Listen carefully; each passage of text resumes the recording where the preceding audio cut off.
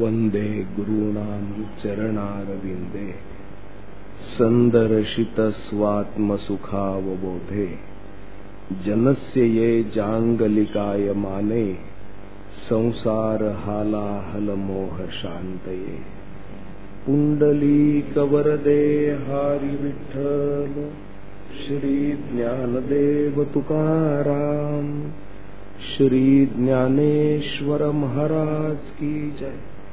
परमहंस सद्गुरु स्वामी स्वरूपानंद महाराज की जय। परमहंस सद्गुरु स्वामी माधवनाथ महाराज की जय। सब संतन की जय जय जय रघुवीर।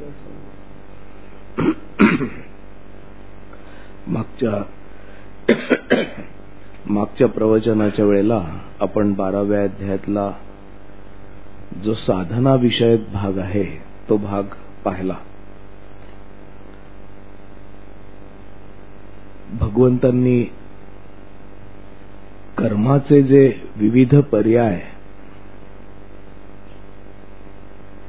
आणि त्याच्याबरोबर आवश्यक अशा साधना म्हणून ज्या सांगितल्या त्या आपण विस्ताराने पाहिल्या। सर्व कर्म मला अर्पण करून करणं, परमात्म्याला अर्पण करून करणं। ये तू सर्वाणि कर्माणि मयि संन्यस्य। आणि एवढं झाल्यानंतर अशी अर्पण करून कर्म करत असताना एक ज्ञान विचार अंतःकरणामध्ये साठवून सतत मतपर होण्याचा प्रयत्न करणं, अनन्य अशा योगाने परमात्म्याचं ध्यान करणं, श्रद्धा प्रेम राखून उपासना करणं, परमात्म्याच्या ठिकाणीच मन ठेवण्याचा प्रयत्न करणं, परमात्मा भावामध्ये मन समर्पित करणं आणि परमात्म्याच्या ठिकाणीच बुद्धी देखील स्थिर करून ठेवणं। एवढं केल्यामुळं निवसिष्यसी मय्येव, माझ्या ठिकाणीच येऊन राहशील असं भगवंतांनी सांगितलं। अशा प्रकारे जर शक्य नसेल तर याच सर्व गोष्टींचा अभ्यास करावा असं भगवंतांनी सांगितलं।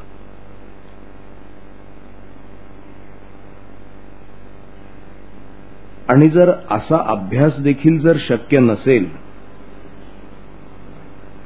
तर परमात्म्याकरता कर्म करणारा हो, हा अभ्यास जर जड जात असेल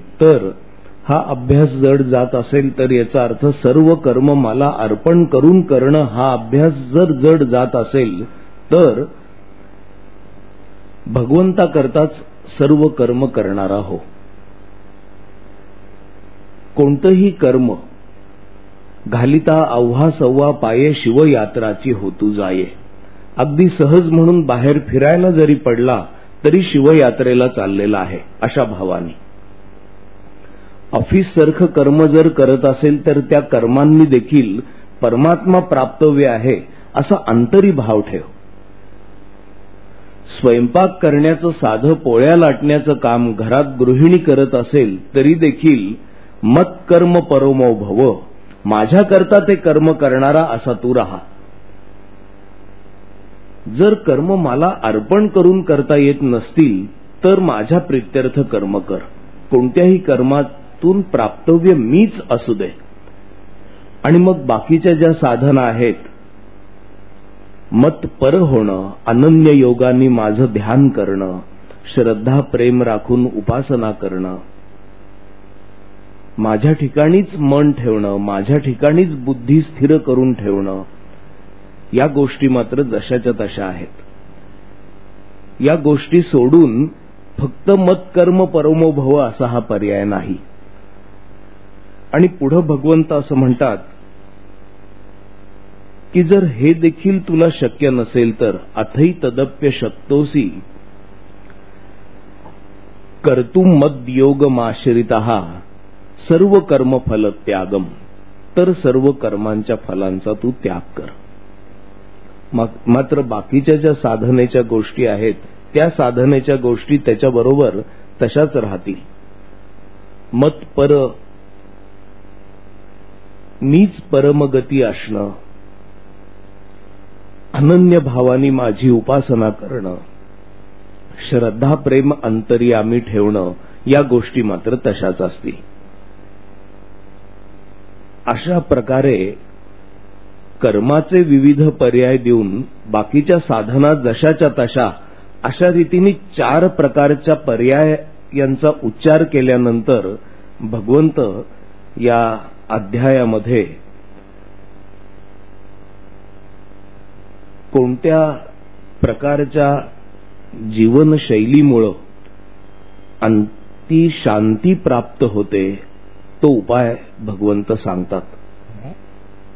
हा जो 12व्या अध्यायातला 12वा श्लोक आहे, श्रेयो हि ज्ञानम अभ्यासात ज्ञानात ध्यानम विशिष्यते, ध्यानात कर्मफल त्यागः त्यागात शांतीही अनंतरम, हा या उपासना कांडाचा शेवटचा श्लोक धरला जातो, समजला जातो. भगवंत असं म्हणतात की अभ्यासापेक्षा ज्ञान हे अधिक श्रेष्ठ आहे, ज्ञानापेक्षा ध्यान हे अधिक श्रेष्ठ आहे, ध्यानापेक्षा कर्मफल त्याग अधिक श्रेष्ठ आहे आणि त्यागापेक्षा देखील शांती ही सर्वात प्राप्तव्य असणारी अशी गोष्ट आहे.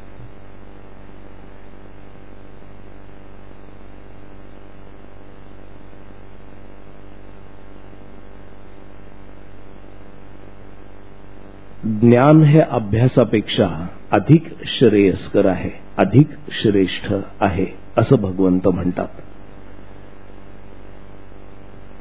पण हे ज्ञान अभ्यासाशिवाय मिळणार नाही हे लक्षात ठेवलं पाहिजे. इथं असं म्हणून चालत नाही की ज्ञान हे अभ्यासापेक्षा श्रेष्ठ असल्यामुळं भगवंत एकदम ज्ञान निर्देशित करत आहेत, तसं नाहीये. जो अभ्यास योग म्हणून सांगितलेला आहे त्या अभ्यास योगानी तू ज्ञानामध्ये रमणारा असा होशील. त्या ज्ञानाच्याही पुढच्या स्थितीमध्ये जगदंतरीचे दर्शन बरे पाहणे हेची ध्यान, अशा प्रकारे त्या ज्ञानातूनच ध्यानाच्या ठिकाणी तुझ्या वृत्ती स्थिर होऊन जातील. ज्ञानात ध्यानम विशिष्यते, ध्यानात कर्मफल त्यागः, आणि हे ध्यान जमायला लागलं की मग कर्मफल त्याग साधेल. त्यागात शांतीही अनंतरम, आणि अशा त्यागातून कर्मफल त्यागातून तू शांतीला जाऊन पोचशील. हा जो अभ्यास योग हा शब्द या अध्यायात आलेला आहे आणि इथं देखील अभ्यास हा शब्द आलेला आहे. हा शब्द प्रथम 8व्या अध्यायामध्ये भगवंतांनी वापरला. 8व्या अध्यायात भगवंत म्हणतात, तस्मात् सर्वेषु कालेषु माम अनुस्मर युध्यच मय्यर्पित मनोबुद्धी माम एव एष्यसी असंशयः. तू मलाच येऊन मिळशील याच्यामध्ये काहीही शंका नाही. त्याच्याकरता तुला काय करायला लागेल तर तस्मात् म्हणून सर्वेषु कालेषु माम अनुस्मर युध्यच, सर्व काळामध्ये तू माझं अनुस्मरण कर आणि कर्तव्य कर्म कर.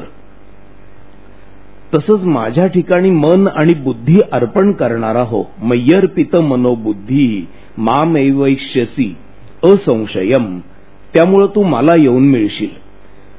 म्हणजे या ठिकाणी सर्व काळी तू माझं अनुस्मरण कर असं भगवंतांनी सांगणं आणि ये तू सर्वाणि कर्माणि मयी संन्यस्य असं सांगणं किंवा मत कर्म परमो भव असं सांगणं हे एकच आहे. असं करून तू कर्तव्य कर्म कर.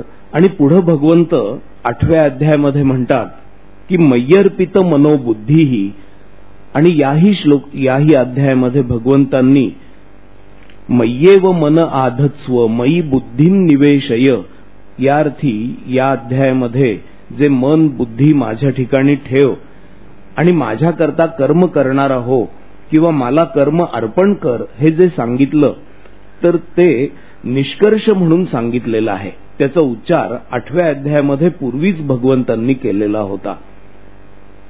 आणि भगवंत पुढे असं म्हणतात की अभ्यास योग युक्तेन चेतसा नान्यगामिना परमं पुरुषम दिव्यम याति पार्थानुचिंतयम. 8व्या अध्यायातल्या 8व्या श्लोकात भगवंत म्हणतात की अशा प्रकारच्या अभ्यास योग युक्त झाल्यामुळं अभ्यास योग युक्तेन चेतसा नान्यगामिना अन्य कुठेही न जाणारी अशी बुद्धी आणि मन प्राप्त झाल्यावर अशा प्रकारच्या अभ्यासाने तो परम दिव्य असा पुरुष आहे, तो पुरुष तू आकलन करून घेशील, त्याला तू जाऊन मिळशील असं भगवंत सांगतात. या ठिकाणी देखील याच अभ्यास योगाचा भगवंतांनी उच्चार केलेला आहे.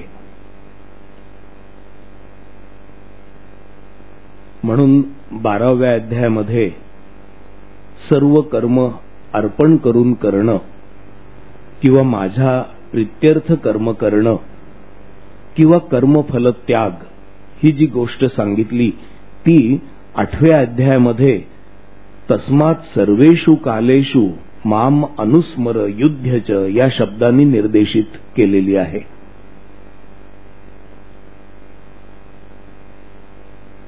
बाराव्या अध्यायामध्ये मत्पराहा अनन्येन एव योगेन माम ध्यायंत उपासते आणि मय्येव मन आधत्स्व मयी बुद्धिम निवेशय निवसिष्यसी मय्येव असं जे भगवंतांनी सांगितलं तर त्याचा उल्लेख 8व्या अध्यायामध्ये मय्यर्पित मनोबुद्धीही या शब्दांनी केलेला आहे. अशा प्रकारच्या अभ्यास योगाने जर काही होत असेल तर ज्ञान शिष्याच्या अंतर्यामी निर्माण होतं असं भगवंत म्हणतात. अशा प्रकारच्या अभ्यासाच्या योगाने म्हणजे कर्म मीच परमगती मानणं ज्ञान अंतर्यामी ठसावून तसंच ध्यान आणि श्रद्धा प्रेमाने उपासना करणं यामुळं अंतर्यामी साधकाच्या ज्ञान निर्माण होण्याची प्रक्रिया सुरू होते. आणि केवळ अशा प्रकारच्या अभ्यासापेक्षा हे ज्ञान श्रेष्ठ आहे, श्रेयस्कर आहे. ज्ञानाचा निश्चय दृढ होणं ही खूप महत्वाची गोष्ट आहे. ज्ञान निर्माण होणं आणि ज्ञानाचा निश्चय दिवसेंदिवस वाढत जाणं अशा प्रकारच्या अभ्यास योगाने ज्ञानाचा निश्चय, ज्ञान म्हणजे आत्मज्ञान, आपण आत्मा आहोत आणि सर्वत्र परमात्माच भरून राहिलेला आहे अशा प्रकारचं ज्ञान हळूहळू दृढ व्हायला सुरुवात होते. अशा प्रकारचं ज्ञान जेव्हा निर्माण होतं आणि दृढ व्हायला सुरुवात होते तेव्हा खऱ्या अर्थाने ध्यानामध्ये साधक प्रवेश करतो. त्याच्या आधीचं जे ध्यान आहे अनन्येन एव योगेन माम ध्यायंत हे ध्यान बसून करण्याची गोष्ट आहे. आसीन संभवात बसून केलेली साधना म्हणून हे ध्यान आहे. तर या ठिकाणी जे ध्यान ज्ञानातून जे ध्यान निष्पन्न होतं म्हणून सांगितलेलं आहे ते ध्यान म्हणजे बसून केलेलं ध्यान तर आहेच. त्या ध्यानाने शिष्याच्या ठिकाणी साधकाच्या ठिकाणी आत्मप्रचिती निर्माण व्हायला सुरुवात होते. आणि मग नंतर या ध्यानातूनच ज्ञानाचा निश्चय निर्माण झाल्यानंतर सर्व ठिकाणी परमात्म दर्शन अथवा परमात्म भाव जागृत व्हायला सुरुवात होते. अशा ठिकाणी अशा प्रकारे सर्वत्र परमात्म भाव निर्माण होणं म्हणजे खऱ्या रीतीने ध्यान. या ध्यानातून पुढे कर्मफल त्याग निर्माण होतो असं म्हटलेलं आहे. आपली जी ध्यानाची प्रक्रिया आहे, साधक ध्यान बसून जे करतो त्या ध्यानाची खूबी अशी आहे की त्या ध्यानातून साधक विचारांपासून स्वतःला वेगळं काढण्याचा प्रयत्न करतो. विचार वेगळे, मन वेगळं आणि विचारांपासून अथवा मनापासून ध्यानाला बसणारा ध्याता हा अत्यंत अलिप्त आहे, वेगळा आहे, अशा भावानी ध्याता ध्यान करत असतो. जेव्हा विचारांपासून आपण आपल्या स्वतःला वेगळा काढतो, तेव्हा मनापासून आपल्या स्वतःला वेगळा काढतो आणि मानसिक कर्मांपासून आपल्या स्वतःला वेगळा काढायला शिकतो. जेव्हा सूक्ष्म रीतीने मानसिक कर्मांपासून आपल्या स्वतःला वेगळा काढायला लागतो आणि थोडं बहुत जमायला सुरुवात होतं, तेव्हा प्रत्यक्ष कर्म करत असताना देखील ते मन कर्मापासून अलिप्त राहायला उपयोग होतो. प्रत्यक्षतः कर्माच्या वेळेला आपल्या स्वतःला त्या कर्मापासून तो वेगळा काढायला शिकतो, हळूहळू शिकतो, अंतःप्रेरणेने शिकतो. अशा रीतीने सुरुवातीला बसून केलेल्या ध्यानामुळं तो आपल्या स्वतःला मनापासून, विचारापासून, मानसिक कर्मांपासून अलिप्त आहोत असं अनुभवतो आणि जो अलिप्त आहे तो आपल्या स्वतःला आपण आत्मा आहोत असं देखील अनुभवतो. अशा प्रकारच्या ध्यानातूनच जो सर्वत्र परमात्मा पाहण्याची वृत्ती विकसित होते, ज्ञान विचार पक्का होतो आणि सर्वत्र परमात्मा दिसायला लागतो, परमात्मा आहे असा भाव वृद्धिंगत होतो, तेव्हा करत असलेली सगळी कर्म आणि जगत देखील परमात्म स्वरूप आहे अशा प्रकारचा भाव साधकाच्या ठिकाणी दृढतम व्हायला सुरुवात होते. अशा रीतीने आपल्यापासून म्हणजे आत्म्यापासून देह निराळा आहे, देहाची कर्म आपल्यापासून म्हणजे आत्म्यापासून निराळी आहेत आणि त्या कर्मांची मिळणारी जी फळं आहेत ती फळं देखील आपल्यापासून म्हणजे आत्म्यापासून निराळी आहेत, अशा प्रकारच्या बोधामध्ये साधक प्रवेश करतो. म्हणून अभ्यासातून ज्ञान निष्पन्न होतं, ज्ञानातून ध्यान निष्पन्न होतं आणि या ध्यानाच्या भावनेतून तो स्वतः आपण आत्मा निराळा आणि देह निराळा, देहाची कर्म निराळी आणि त्या कर्मांची फळं आपल्यापेक्षा निराळी अशा भावनेवर येऊन जेव्हा राहतो, तेव्हा कर्मफल त्यागाची निष्पत्ती होते. श्रेयो हि ज्ञानम अभ्यासात, ज्ञानात ध्यानम विशिष्यते, ध्यानात कर्मफल त्यागा, एकातून एक अशा अवस्थांमध्ये तो प्रवेश करतो. आणि जेव्हा कर्म आणि कर्माची फळं आपल्यापासून म्हणजे आत्मस्वरूपापासून अत्यंत वेगळी आहेत अशा प्रकारचा बोध त्याला होतो, तेव्हा कर्म करत असतानाच फलत्याग होतो. अशा वेळेला जर त्याला काही अनुभवाला येत असेल तर इष्ट अथवा अनिष्ट, शुभ अथवा अशुभ सर्व प्रकारची कर्म हातून घडत असताना तो आत्मस्वरूपाच्या ठिकाणीच रममाण व्हायला लागतो, रममाण व्हायला शिकतो. कर्मापासून, कर्मफळापासून आपण अत्यंत अलिप्त आहोत असा बोध असल्यामुळं तो सतत शांतीमध्ये राहायला शिकतो. कर्म आता त्याची शांती बिघडवू शकत नाहीत. एरवी कर्मच शांती बिघडवतात. कर्माची प्रेरणा शांती बिघडवते. कर्माची आठवण जरी मनामध्ये आली तरी देखील शांती बिघडते असा जो साधकांचा अनुभव आहे, त्याच्याऐवजी कर्म करत असताना देखील शांती बिघडत नाही असा त्याला अनुभव यायला लागतो. याचं कारण कर्मफलत्याग त्याच्या जीवनामध्ये संपूर्णपणाने उतरतो. आपण आत्मा आहोत या भूमिकेपासून तो यत्किंचितही ढळत नाही.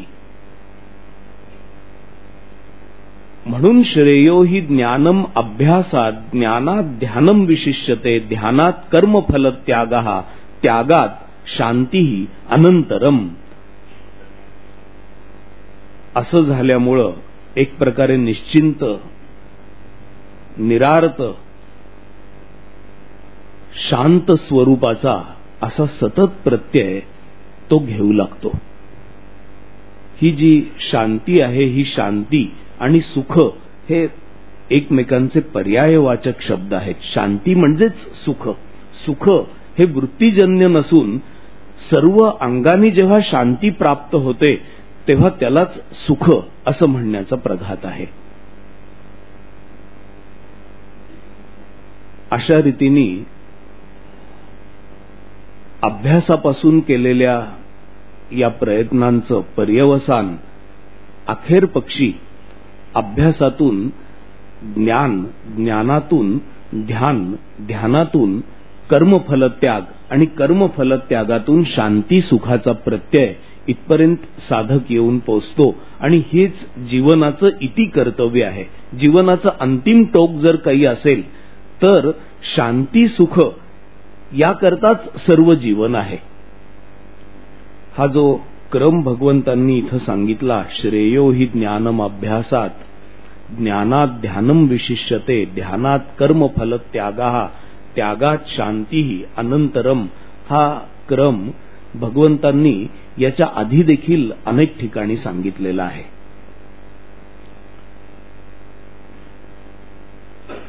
दुसऱ्या अध्यायामध्ये राग द्वेष वियुक्तैस्तु स्थितप्रज्ञ लक्षण सांगत असताना राग द्वेष वियुक्तैस्तु विषयान इंद्रियैहि चरन आत्मवश्यैहि विधेयात्मा प्रसादमधिगच्छति, प्रसादे सर्व दुःखानां हानिरस्योपजायते, प्रसन्न चेतसो ह्याशु बुद्धी पर्यवतिष्ठते. एक क्रम शांती सुखाचा भगवंतांनी सांगितला.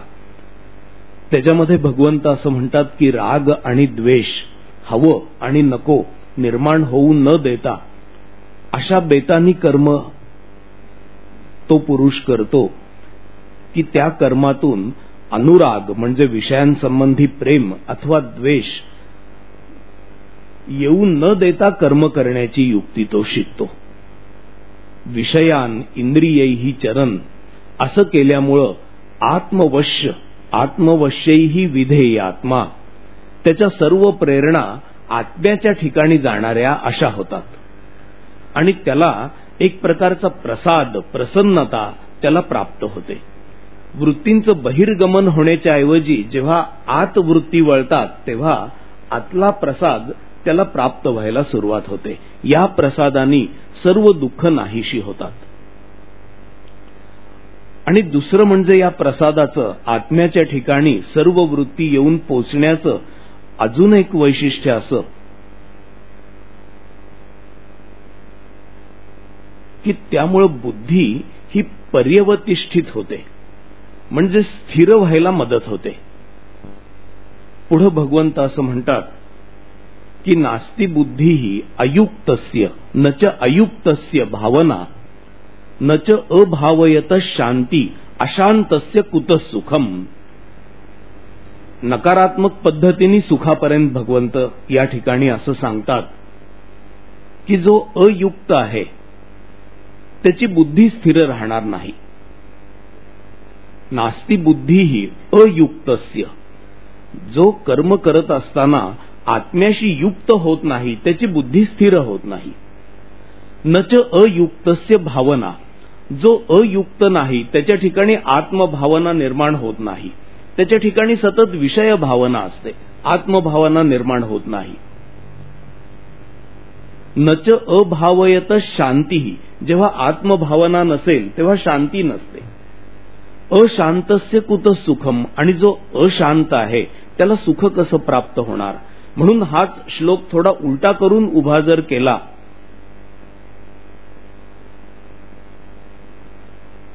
नास्ति बुद्धी ही अयुक्तस्य, याचा अर्थ जो युक्त आहे त्याची बुद्धी स्थिर राहते. जो युक्त आहे त्याची बुद्धी स्थिर राहते, तसंच तो आत्मभावनेमध्ये राहू शकतो. आत्मभावनेमध्ये राहिल्यामुळे त्याला शांती मिळते आणि म्हणून त्याला सुख मिळतं. पुढे देखील विहाय कामान यः सर्वान् पुमांश्चरति निस्पृहः निर्ममो निरहंकारः स शांतिमधिगच्छति, असा क्रम याच अध्यायामध्ये शेवटी भगवंतांनी सांगितला. जर सर्व कामना बाजूला झाल्या, विहाय कामान यस सर्वान पुमांश्चरती निस्पृहा, तर सर्व स्पृहा नाहीशा होतात आणि तो स्पृहारहित अशा रीतीने वर्तन करतो. मग तो ममत्वरहित होतो, अहंकाररहित होतो, स शांतीमध्ये गच्छती आणि त्याला शांती प्राप्त होते. हाच क्रम सर्वत्र राखलेला आहे. 5व्या अध्यायामध्ये शांतीचा क्रम सांगत असताना भगवंत म्हणतात की युक्तः कर्मफलम त्यक्त्वा शांतिमाप्नोति नैष्ठिकीम.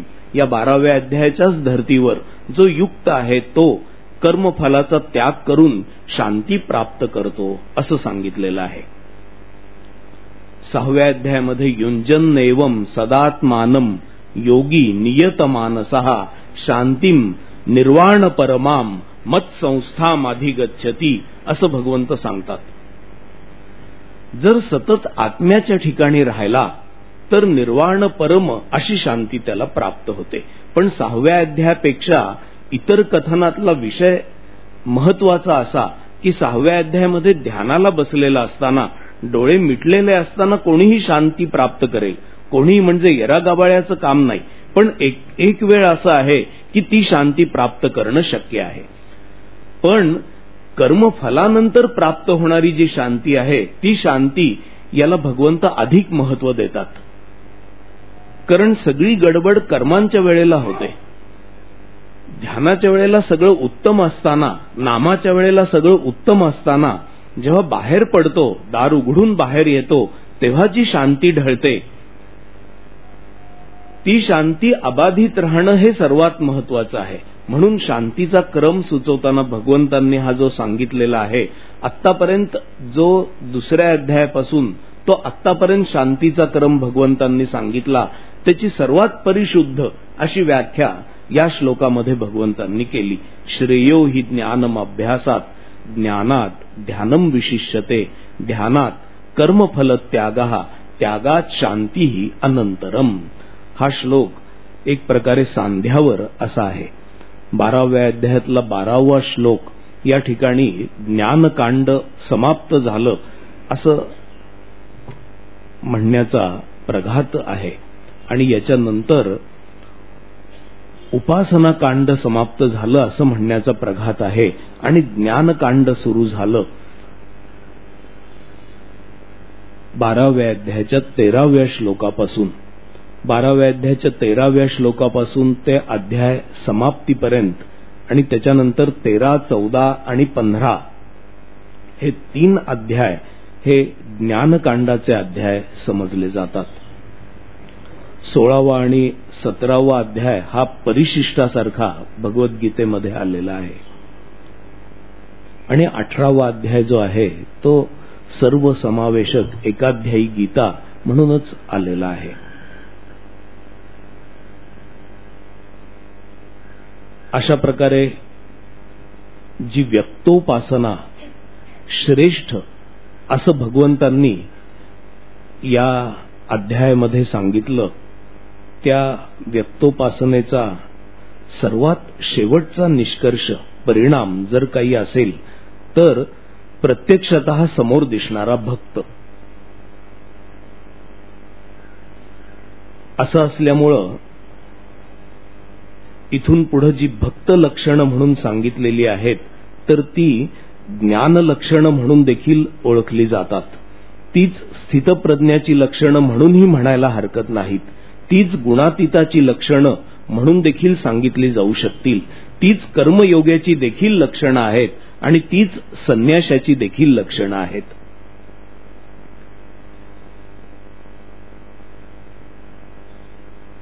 ही जी लक्षणं आहेत या लक्षणाच्या ठिकाणी भगवंतांची जी प्रतिभा आहे ती प्रतिभा अतिशय गोड पद्धतीने, प्रेमाने, विलक्षण अशा कळवळ्यांनी व्यक्त झालेली दिसते. इथं भक्ताचं एक शब्दचित्र असं भगवंतांनी निर्माण केलेलं आहे. याच्या आधी देखील स्थितप्रज्ञ, कर्मयोगी, जीवनमुक्त, संन्यासी ध्यानयोगी या सर्वांची लक्षणं अशी भगवंतांनी सांगितलेली आहेत आणि पुढे देखील भगवंत सांगणार आहेत. 13व्या अध्यायामध्ये ज्ञानी पुरुषाची लक्षणं, 14व्या अध्यायामध्ये गुणातीताची लक्षणं, 16व्या अध्यायामध्ये दैवी गुणसंपदा ज्यांनी संपादन केली अशा पुरुषाची लक्षणं अशी आलेली आहेतच. पण इथं जी लक्षणं सांगितलेली आहेत या लक्षणांमध्ये मागं सांगितलेल्या आणि पुढं सांगायच्या अशा सगळ्या लक्षणांचा समावेश भगवंतांनी केलेला आहे.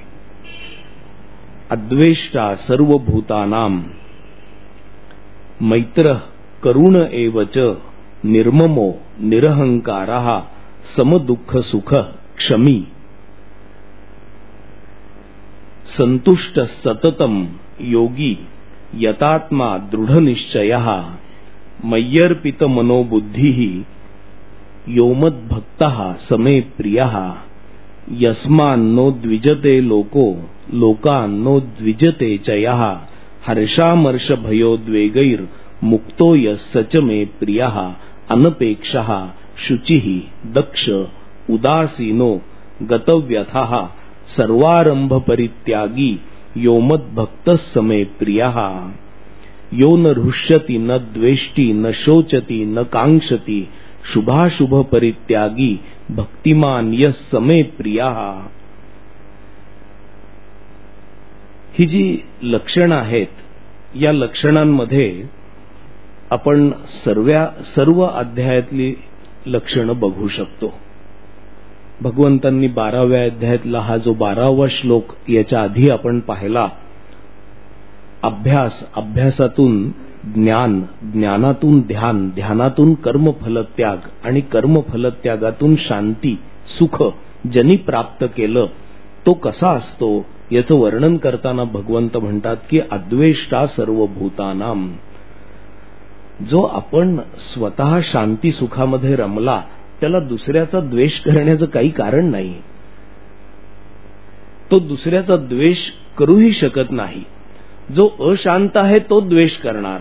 जो शांत झालेला आहे, ज्याला कर्मफलत्याग साधलेला आहे, जो स्वतः महासुखामध्ये रममाण झालेला आहे, त्याला द्वेष करायचं काय कारण?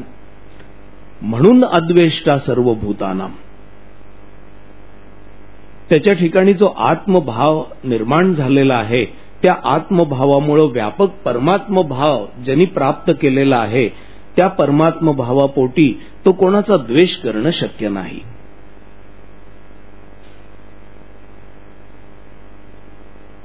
हे जे अद्वेष्टा सर्वभूतानां असं म्हटलेलं आहे दुसऱ्या अध्यायामध्ये, यस सर्वत्रान अनभिस्नेहः तत्तत् प्राप्य शुभाशुभम नाभिनंदन्ति न द्वेष्टी तस्य प्रज्ञा प्रतिष्ठिता. स्थितप्रज्ञ लक्षण सांगताना हे लक्षण येऊन गेलेलं आहे.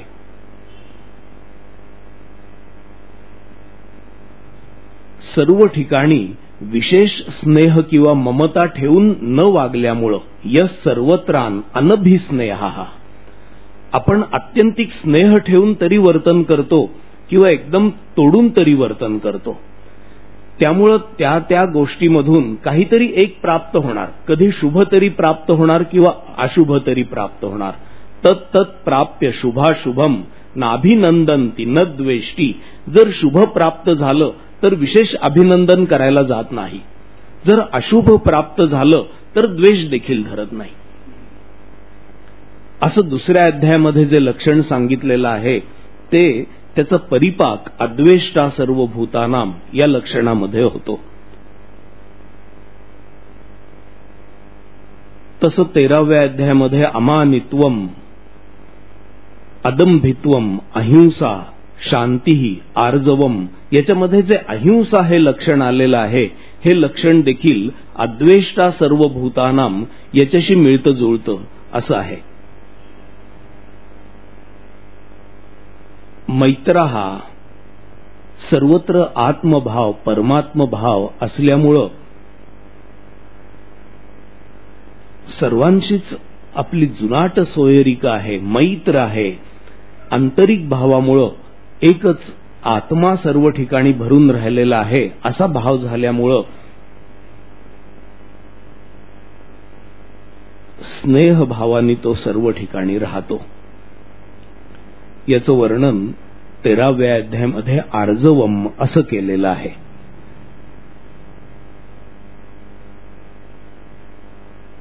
दुसऱ्याला दुःख देण्याची जी वृत्ती आहे ती वृत्ती संपूर्णपणाने नाहीशी होऊन जाते आणि त्याच्याऐवजी सरलता, स्नेहभाव, आर्जव, मैत्रभाव असा त्याच्या ठिकाणी निर्माण होतो. करुण एवच, आत्मभाव असल्यामुळेच सर्वत्र करुणा त्याची ओसंडून वाहत असते. आपण जर स्वामीजींची दृष्टी पाहिली तर करुणा ओथंबून भरलेली आहे असं दिसतं. इथं कोणत्याही संतांची दृष्टी पहा, त्या दृष्टीमध्ये करुणा ओतप्रोत भरलेली आहे असं लक्षात येतं. जे दुःखी आहेत त्या दुःखितांविषयी करुणा आणि दुसऱ्याच्या दुःख निवारणाविषयी तळमळ असं या करुणेचं स्वरूप आहे. आत्मभाव असल्यामुळेच ममत्वरहित असा निर्ममो. दुसऱ्या अध्यायामध्ये स्थितप्रज्ञ लक्षण सांगत असताना विहाय कामान यस सर्वान पुमांश शरती निस्पृहा निर्ममो हा शब्द आलेला आहे. निरहंकारा स शांतीमधी गच्छती. तसंच गतसंगस्य मुक्तस्य ज्ञानावस्थित चेतसहा निर्ममो निरहंकारा असं 4थ्या अध्यायामध्ये वर्णन आलेलं आहे.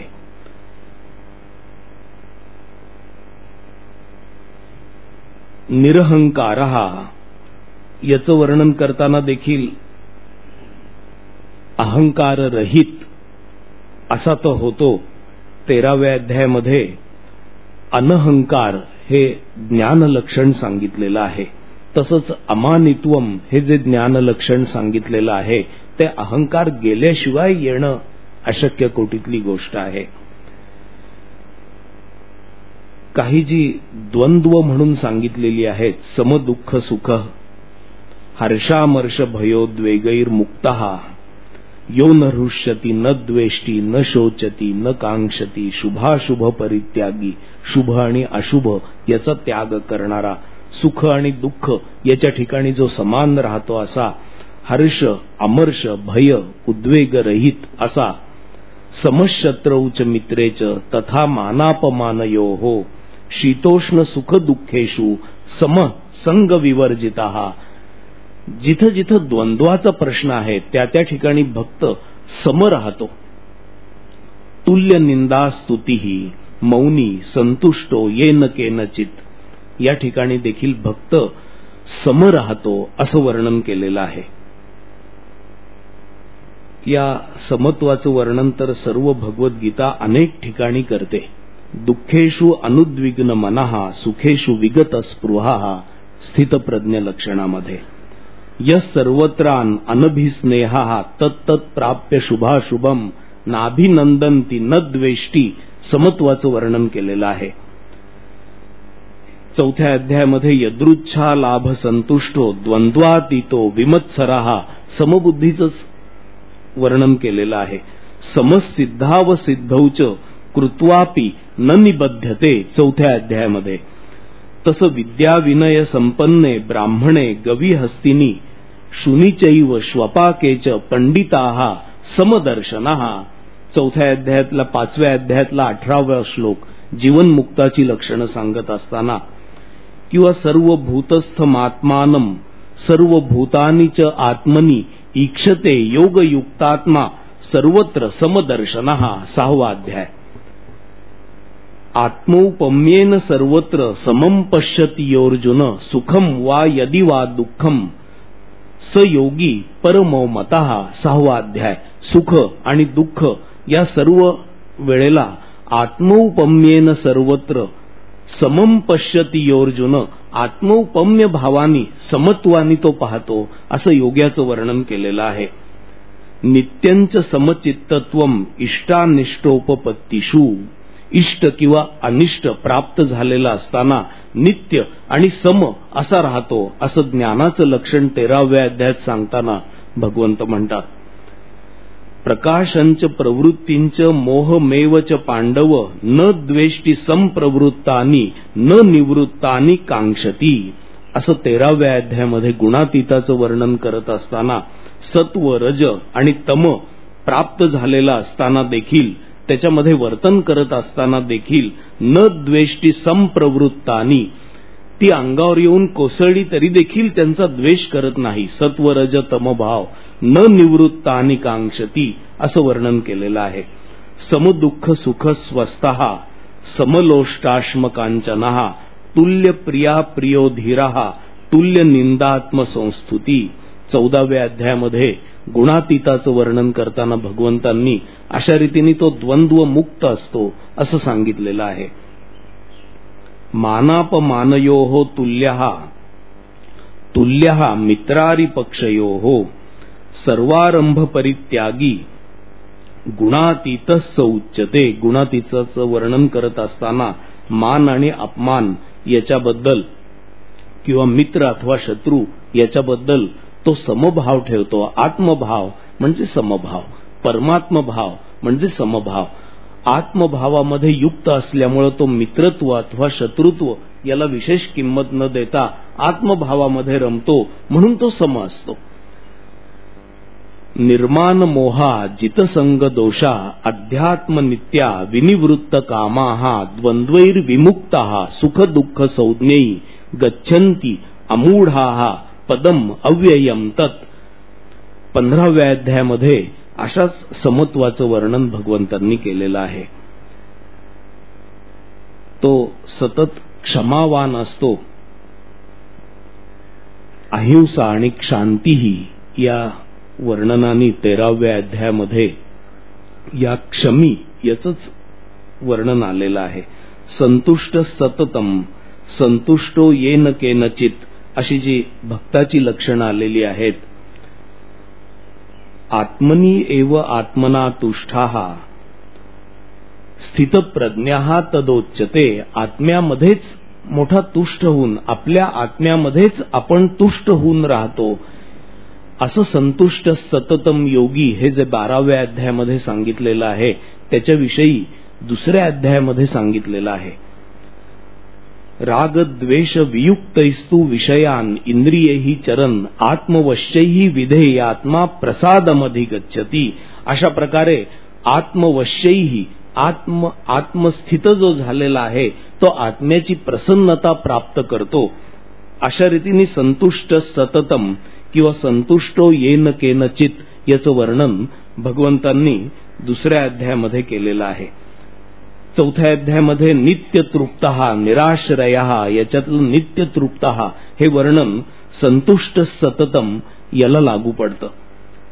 तसं सुखम अक्षयमश्नुते असं जे 5व्या अध्यायामध्ये सांगितलेलं आहे शेवटी, तर ते संतुष्ट सततम याचंच वर्णन करतं. सुखम आत्यंतिकम यत्तत बुद्धिग्राह्यम अतींद्रियम वेत्ती असं जे 6व्या अध्यायामध्ये म्हणतात ते आत्यंतिक सुख म्हणजे संतुष्ट सततम हेच ते सुख आहे.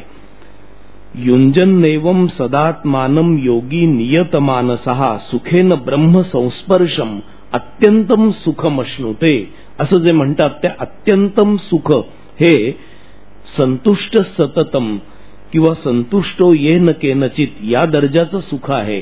त्याचं वर्णन 6व्या अध्यायामध्ये भगवंतांनी केलेलं आहे. योगी हे एक भक्ताचं लक्षण 12व्या अध्यायामध्ये सांगितलेलं आहे. संतुष्ट सततम योगी यतात्मा दृढनिश्चयः. भगवंत 13व्या अध्यायामध्ये सततम कीर्तयन्तो माम यतन्तश्च दृढव्रताः नमस्यन्त्यश्च माम भक्त्या नित्ययुक्तः. हा जो नित्ययुक्त शब्द आहे तो नित्ययुक्त शब्द आणि इथला योगी हा शब्द समानार्थी आहेत. योगी युंजीत सततम आत्मानं रहसी स्थिताः एकाकी यतचित्तात्मा निराशीही अपरिग्रहाः. 6व्या अध्यायामध्ये योग्याचं वर्णन करताना हेच वर्णन आलेलं आहे. युंजन्नेवम सदात्मानं योगी नियतमानसः. ज्यांनी आपलं मन आवरून धरलेलं आहे असा योगी, असं 6व्या अध्यायामध्ये याच योग्याचं वर्णन आलेलं आहे. यतात्मा दृढनिश्चयः, यतात्मा ज्यांनी आपल्या सर्व इंद्रियांना सर्व बाजूनी यथास्थित आवरून धरलेलं आहे. यत आत्मा, यत म्हणजे आवरून धरणं, म्हणूनच संन्यासाला यती असा शब्द आहे. ज्यांनी आवरून धरलेला आहे इंद्रिय ग्राम. याच्या संबंधी भगवद्गीता वीतराग भय क्रोधा असं 2ऱ्या अध्यायामध्ये म्हणते. यदा संहरते चायम कुर्मोंगानीव सर्वशः इंद्रियाणी इंद्रियार्थेभ्यः तस्य प्रज्ञा प्रतिष्ठिता. या ठिकाणी यतात्मा याचंच वर्णन आलेलं आहे. बाह्य स्पर्शेषु असक्तात्मा विंदती आत्मनि यत सुखम. 5व्या अध्यायामध्ये जीवनमुक्ताचं वर्णन करत असताना बाह्य स्पर्शेषु असक्तात्मा, जे बाह्य स्पर्श आहेत इंद्रियांचे, विषयांना होणारे स्पर्श, त्याच्यापासून ज्यांनी आपल्या स्वतःला आवरून धरलेला आहे असं म्हटलेलं आहे. 5व्या अध्यायामध्ये शक्नोती हैवय सोढुम प्राक शरीर विमोक्षणात काम क्रोधोद्भवम वेगम सयुक्तः ससुखी नरः.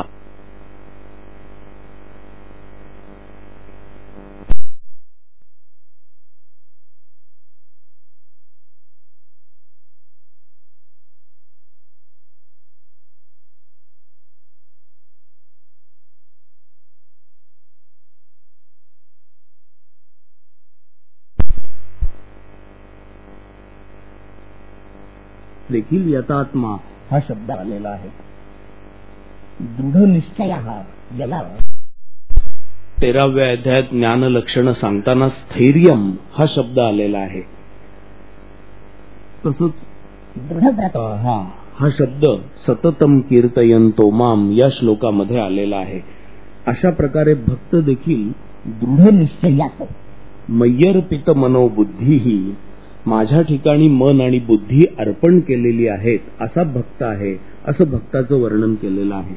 13व्या अध्यायामध्ये मयीच्या अनन्य योगेन भक्ती ही अव्यभिचारिणी, अव्यभिचारिणी भक्ती अनन्य योगानी जो करतो तो मामचयो अव्यभिचारेण भक्ती योगेन सेवते सगुणान समतीत्येतान ब्रह्मभूयाय कल्पते. 14व्या अध्यायामध्ये मला अव्यभिचारी अशा भक्ती योगानी जो भजतो मय्यर्पित मनोबुद्धीही याचं वर्णन आहे.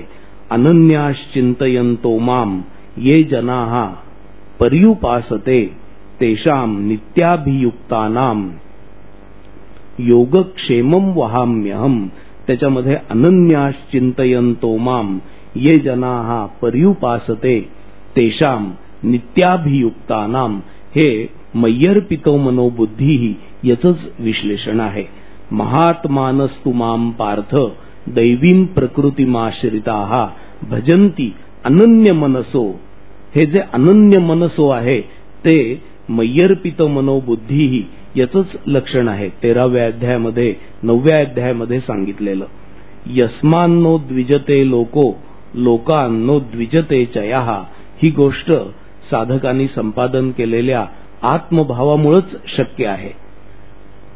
अभ्यासाने ज्ञान, ज्ञानाने ध्यान म्हणजे सर्वत्र परमात्मा पाहण्याची बुद्धी विकसित होणं, ध्यानाने कर्मफलत्याग, आपल्या स्वतःच्या देहापासूनच आपण निराळे आहोत असा भाव प्राप्त होणं आणि त्यामुळे शांती सुखामध्ये रमणं.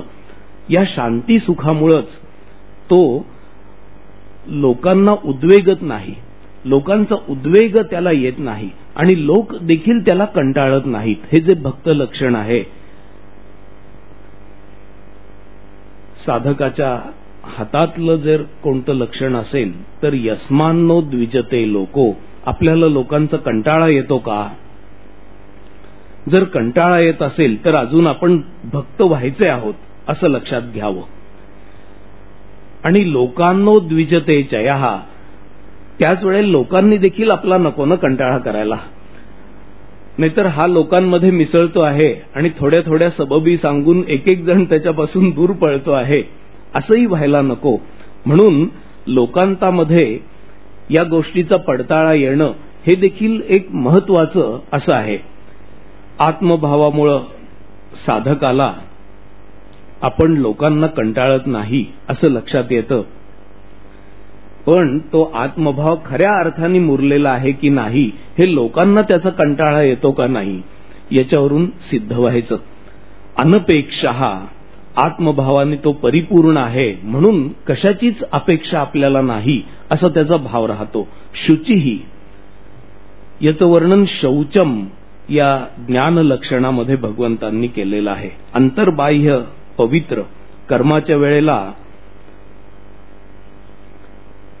साध्य जसं पवित्र असावं, अंतिम लक्ष परमात्मा भाव, तसं साधनही जो पवित्र वापरतो असा, जो सदा सर्व काळ दक्ष असतो असा.